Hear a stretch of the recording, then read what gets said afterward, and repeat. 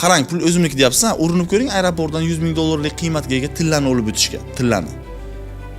O'tkazishmaydi, saqlashadi, olib qo'yishadi. Olib qo'yishgan u yoqda tursin, qamab qo'yishadi. Siz как будто jinoyatchi.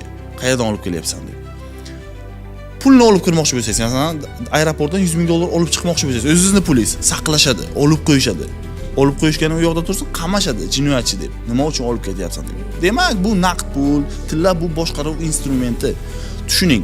Agar siz bank shotingizda pulingiz bo'lsa, 100 ming dollar, 200 ming dollar qayergadir uzatmoqchi bo'lsangiz, hech kimdan so'ramasdan bu narsani qilib bilmaysiz. Sizni tekshirishadi, nima uchun deyishadi. Masalan, hech kimga jo'natib bilmaysiz. Uzatmoqchi bo'lsangiz, bloklab qo'yishadi, so'rashadi, vaqt oladi. To есть, bitta narsani tushuning. Pul agar shubhangiz bo'lsa, o'zingizniki bo'lmaganda, ya'ni siz istagan vaqtingizga kimgadir jo'natib bilmaysiz, olib ketib bilmasangiz, kiritib bilmasangiz, u sizniki emas. Ya'ni to'liq boshqaruv sizda bo'lmasa, u pul sizniki emas aslida. O'sha uchun yagona boshqarilmaydigan valyuta pul bu Bitcoin.